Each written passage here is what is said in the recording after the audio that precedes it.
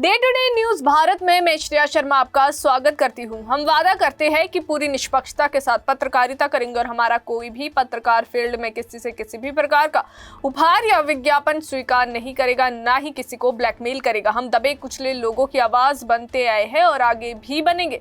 साथ ही हम ऐसी कोई खबर नहीं दिखाएंगे जिससे हमारी भोली भाली जनता मूर्ख बने या उन्हें किसी भी प्रकार का कोई धोखा मिले।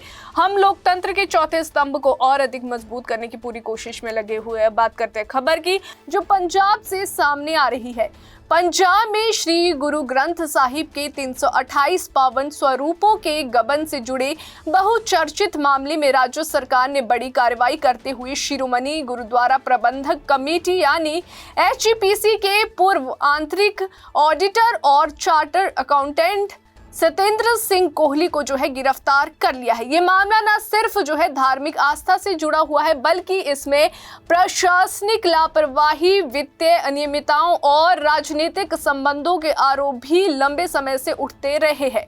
ये प्रकरण वर्ष 2020 में उस समय सामने आया था जब अकाल तख्त साहिब द्वारा गठित एक जांच समिति ने HGPC के ऑडिट में गंभीर खामियां और लापरवाही उजागर की थी। जांच में सामने आया है कि श्री गुरु ग्रंथ साहिब के सैकड़ों पावन स्वरूपों का रिकॉर्ड सही तरीके से संधारित नहीं किया गया है, जिसके चलते उनके गबन की आशंका बनी और समय रहते इस पर रोक नहीं लग सकी। हाल ही में पंजाब पुलिस द्वारा इस मामले में FIR दर्ज किए जाने के बाद ये मुद्दा एक बार फिर सुर्खियों में आ गया है।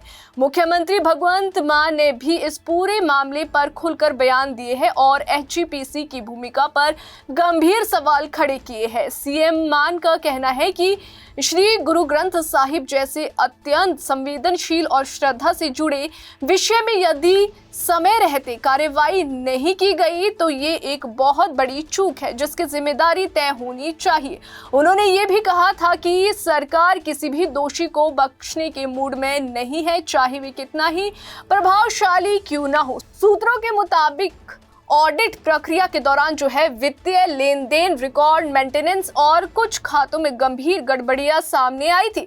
जांच के दौरान ये भी सामने आया कि जिन जिम्मेदारियों के लिए ऑडिटर नियुक्त किया गया था उनका सही ढंग से निर्वहन नहीं किया गया। सत्येंद्र सिंह कोहली जांच के दायरे में आने के बाद जो है कई बार पुलिस और जांच एजेंसियों के सामने पेश हुए और उनसे पूछताछ भी की गई। अब गिरफ्तारी के बाद उनसे इस पूरे मामले में और गहराई से पूछताछ की जा रही है ताकि स्पष्ट हो सके कि ये लापरवाही थी या जानबूझकर की गई अनदेखी। जानकारी के अनुसार HGPC ने वर्ष 2009 में SS कोहली एंड एसोसिएट्स नामक फर्म को जो है आंतरिक ऑडिट खातों के कंप्यूटरीकरण और नियंत्रण प्रणाली को मजबूत करने के लिए नियुक्त किया था। इसके लिए फर्म को हर महीने करीब 3.5 लाख रुपए का भुगतान किया जा रहा था, लेकिन जांच रिपोर्ट में ये चौंकाने वाला खुलासा हुआ है कि फर्म को जो है 4 अहम जिम्मेदारियां सौंपी गई थी, जबकि वास्तव में केवल एक ही कार्य किया गया। इसी लापरवाही के चलते श्री गुरु ग्रंथ साहिब के पावन स्वरूपों के गबन को जो है समय रहते पकड़ा नहीं जा सका और मामला वर्षों तक दबा रहा। इन्हीं निष्कर्षों के आधार पर HGPC ने साल 2020 में सत्येंद्र सिंह कोहली की सेवाएं समाप्त कर दी थी। साथ ही उनके भुगतान का 75% हिस्सा वापस वसूलने का प्रस्ताव भी पारित किया गया था। हालांकि उस समय इस मामले में कोई बड़ी कानूनी कार्रवाई नहीं हो पाई, जिसे लेकर अब सवाल उठ रहे हैं कि आखिर इतने संवेदनशील मामले को इतने लंबे समय तक क्यों टाल दिया गया। इस पूरे प्रकरण में राजनीतिक एंगल भी जुड़ा हुआ है।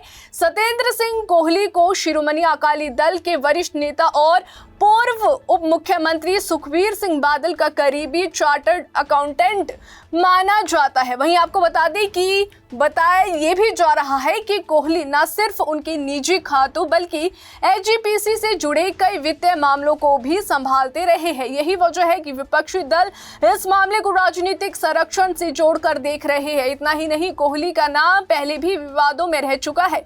साल 2003 में पंजाब विजिलेंस ब्यूरो ने बादल परिवार से जुड़े कथित काले धन को सफेद करने के आरोपों में कोहली के खिलाफ जो है गिरफ्तारी वारंट जारी किए थे। हालांकि उस समय ये मामला आगे नहीं बढ़ पाया, लेकिन अब एक बार फिर पुराने आरोपों और मौजूदा मामलों के बीच जो है कड़ियां जोड़कर देखी जा रही है। इस घोटाले में 7 दिसंबर 2025 को अमृतसर पुलिस ने सतेंद्र सिंह कोहली सहित कुल 16 लोगों के खिलाफ जो है एफआईआर दर्ज की थी। एफआईआर में धोखाधड़ी, आपराधिक विश्वासघात और सरकारी दस्तावेजों के दुरुपयोग जैसी गंभीर धाराएं शामिल की गई है।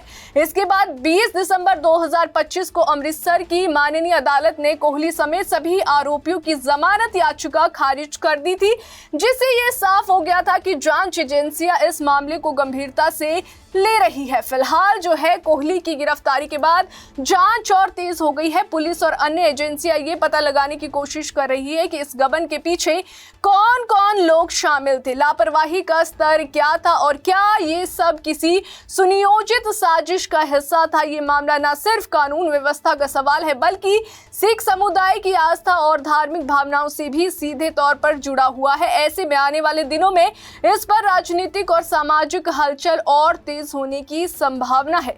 अभी के लिए फिलहाल इतना ही। देश और दुनिया की ताजा खबरें जानने के लिए देखते रहिए day to day news Bharat और हमारे चैनल को लाइक, शेयर और सब्सक्राइब करना ना भूलें।